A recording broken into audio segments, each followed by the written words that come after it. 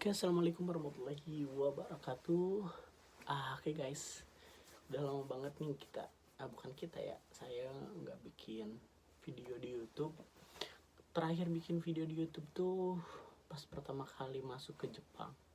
Itu sekitar bulan Agustus ataupun mungkin September saya masih bikin video tuh. Itu udah sekitar 5 bulan yang lalu ya. Nah ini sekarang saya udah 6 bulan di Jepang, pengen cerita pengalaman saya selama 6 bulan di sini, apa aja sih suka dukanya.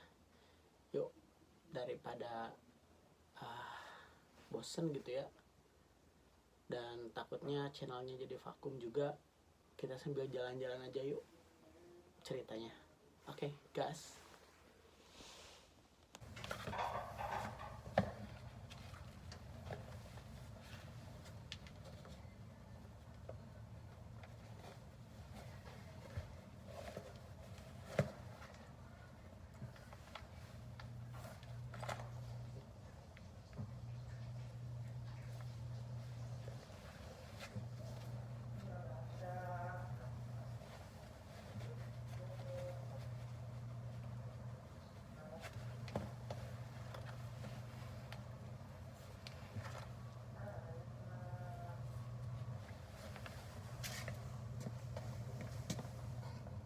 Ya, di Jepang peraturan pakai masker masih berlaku ya. Jadi kalau memasuki ruang-ruang publik itu masih harus pakai masker kemana-mana.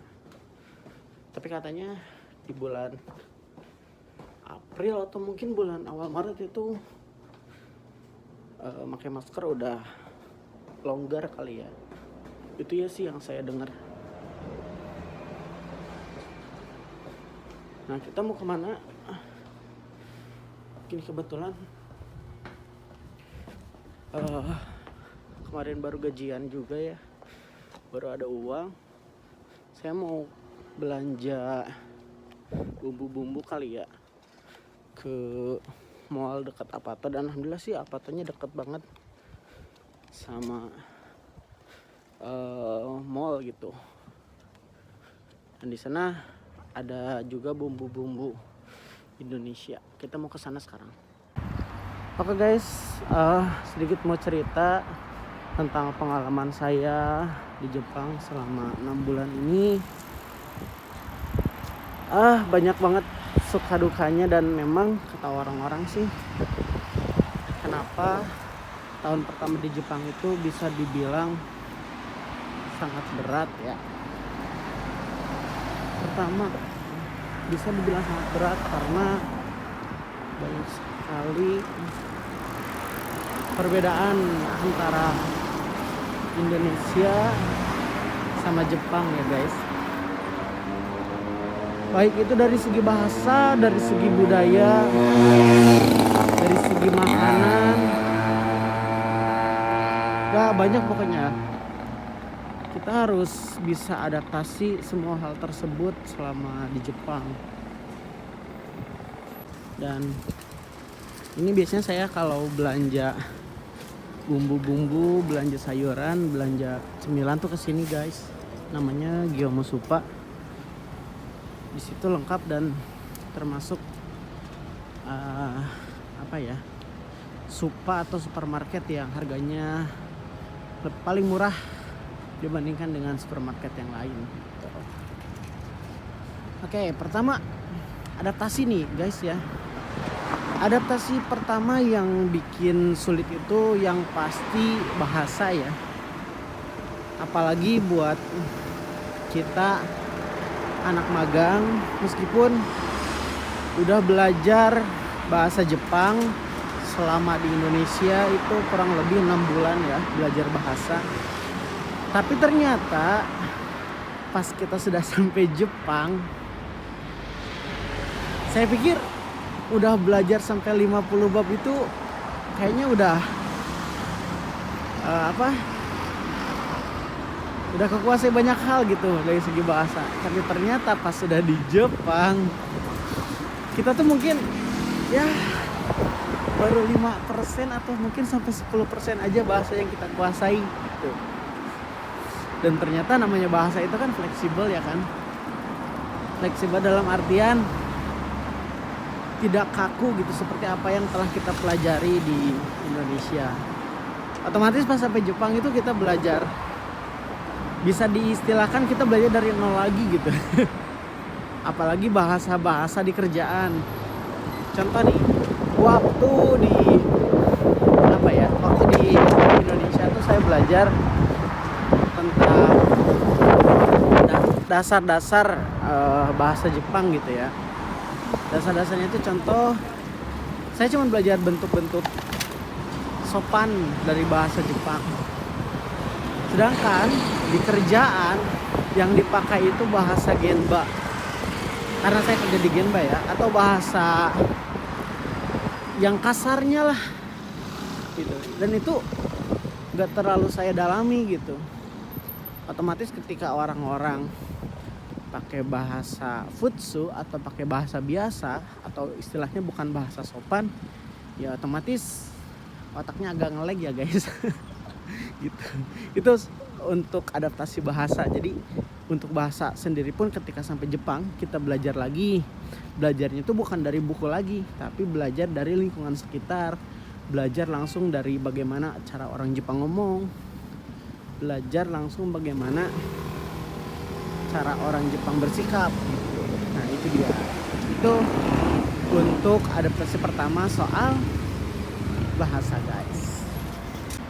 Ya makanya bisa dibilang 1 tahun pertama buat anak magang, ataupun bukan cuma anak magang ya, mungkin orang asing yang berada di lingkungan yang berbeda, negara yang berbeda, budaya berbeda, bahasa yang berbeda, itu jadi udah kayak hal yang harus cepat pelajari, yaitu masalah adaptasinya. Kayak gitu sih.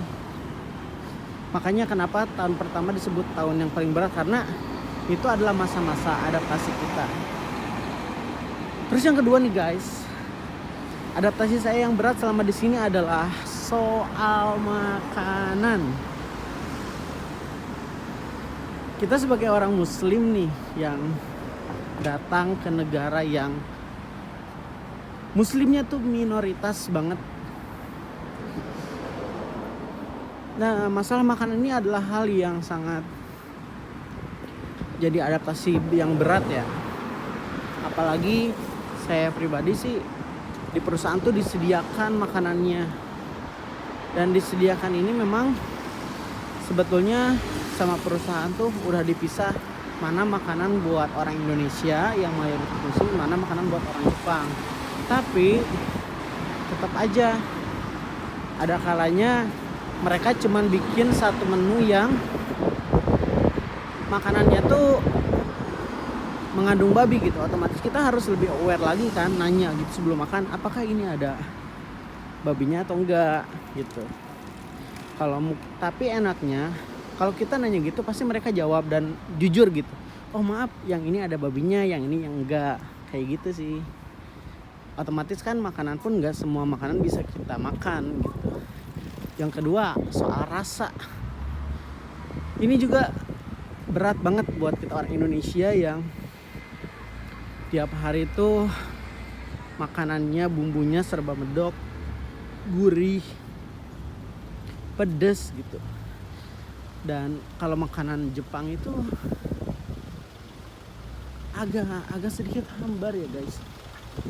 Memang kita kenal tuh makanan Jepang kayak sushi, ramen, tempura, itu bener-bener enak. Cuman kita bisa dapetin makanan-makanan itu tuh cuman di restoran guys, ataupun di kombini, dan itu harganya mahal. Sedangkan makanan-makanan yang disediakan di perusahaan saya tuh ya dibikin gitu, dimasak sama ada ibu dapurnya, dan memang ya bumbu-bumbunya pun buat lidah orang Jepang gitu, bukan buat lidah orang Indonesia. Jadi dalam seminggu tuh disediain makan paling yang masuk ke lidah orang Indonesia tuh paling dalam 1 minggu cuman 2 hari atau 3 hari aja, sisanya tuh yang nggak kemakan gitu.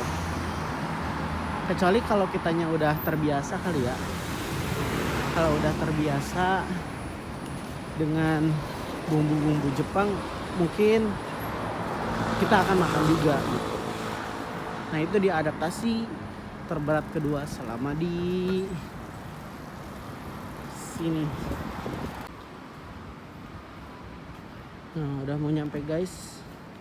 Tempat yang akan kita tuju tuh namanya Aeon Mall. Aeon Mall tuh di belakang, bukan di belakang ya, di belakang gedung ini nih. Nah ini juga udah termasuk gedungnya tuh. Kita kelihatan ada silau banget Aeon Cinema.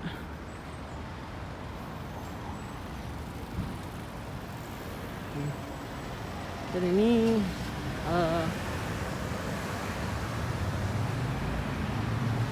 sore hari di Osaka, orang-orang banyak yang jalan-jalan, dan kebetulan ini hari Sabtu. Orang-orang mungkin pada libur juga kali ya.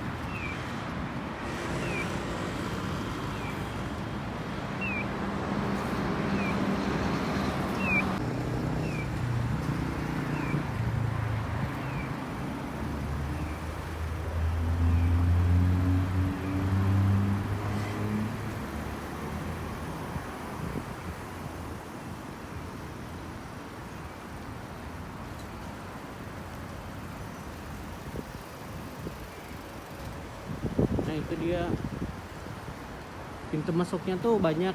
Ini kayaknya pintu masuk yang di samping.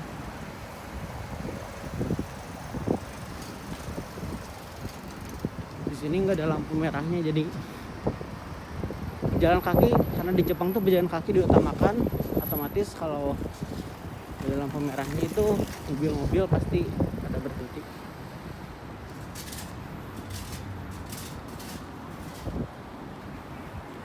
Nah ini dia pintu masuk bagian samping sampai pintu masuk utama.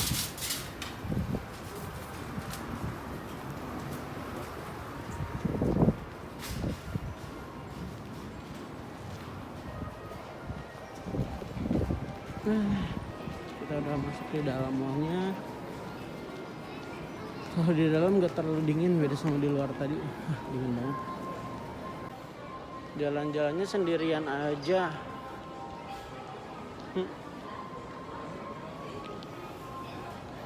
Karena kebetulan teman-teman yang lain lagi pada kerja, dan saya bukan kebetulan ya, udah sebulan ini tuh dapat kerja shift malam. Jadi siangnya tuh istirahat, malamnya kerja. Itu udah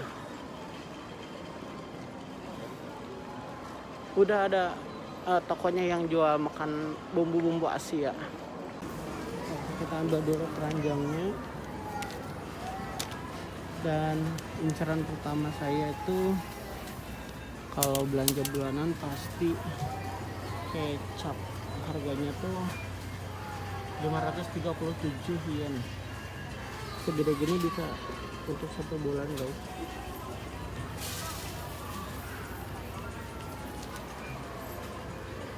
Kemudian mau nyari sambal biar makannya lebih lahap.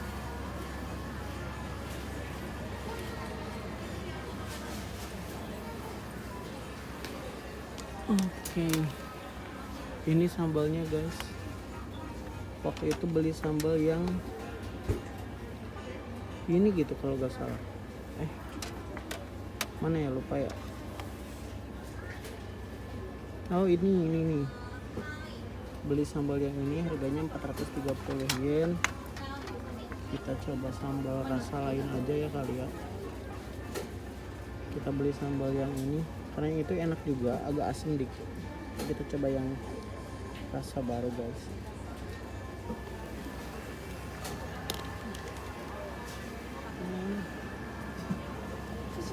Sambal segede gitu paling buat makan 4 hari kali ya, udah habis. Dan kalau ke Aeon Oh, jangan lupa beli mie Indomie goreng, harganya 98 yen. Kalau malam-malam lagi kelaparan, Indomie goreng adalah solusi terbaik. Kita beli berapa? 6 aja kali. Terus dan kalau kesini nggak lupa beli saus samyang yang warna merah.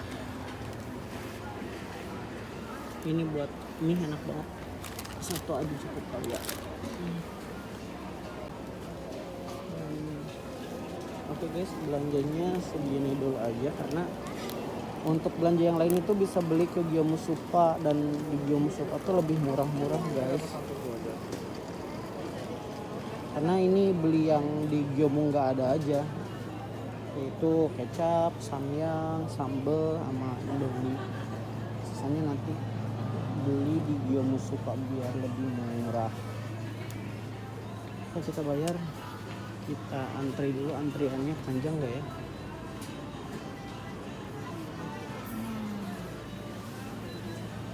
Oke, antrian sebelah sini, dan ya nggak terlalu panjang sih kalau segitu. Oke guys, kita bayar dulu ya.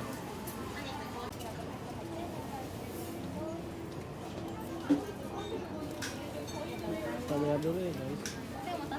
はい、ありがとうございます。袋はお持ちですか？ Fukuro iranai desu. はい、かしこまりました。 Siapa beli pembayarannya?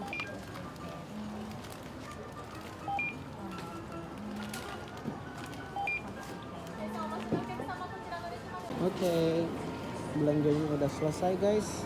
Totalnya berapa tadi ya? Saya nggak lihat lagi. Itu 2.146 yen, atau sekitar 220 ribuan ya. Kita lihat dulu ID cardnya. 220 ribuan, dapat kecap, dapat apa lagi, sambal, dapat samyang, dapat mie 6. Itu kalau di Indo 200 ribu kayaknya udah bisa borong banyak kali ya. Tadi lupa, dari Avatar nggak bawa minum. Kita beli minum dulu kali ya.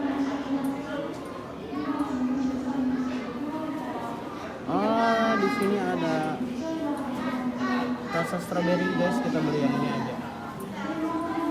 Tadi harganya cuma 110 yen, ini 100 sama 10 yen. Oke, kita beli ini ya.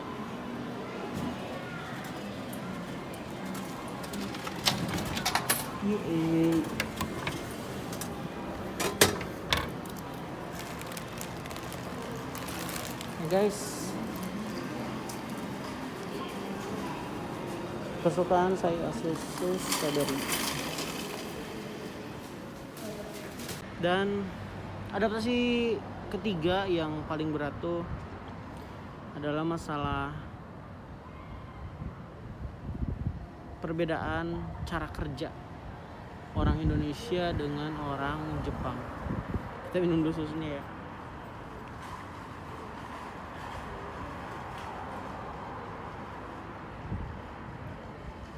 Segar. Ya itu sih yang agak berat, karena orang Jepang itu kalau dia udah kerja itu totalitasnya mungkin lebih dari 100%. Kayaknya seluruh hidupnya tuh dicurahkan buat kerja. Itu yang mungkin belum terbiasa sama orang Indonesia. Jadi orang Jepang tuh sikap lagi nggak kerja sama sikap pas kerja tuh 180 derajat guys. Istilahnya gila. Sebelum kerja tuh mereka mungkin kayak baik, terus ramah, Tapi pas kerja itu mereka kalau saya bilang udah kayak maung lah, kayak singa. Karena apa ya, mereka totalitas banget ketika kerja. Itu mungkin yang harus dibiasakan sama kita orang Indonesia. Profesionalitas mungkin ya disebutnya kayak gitu. Itulah etos kerja orang Jepang. Itu yang harus kita adaptasi secepat mungkin begitu guys.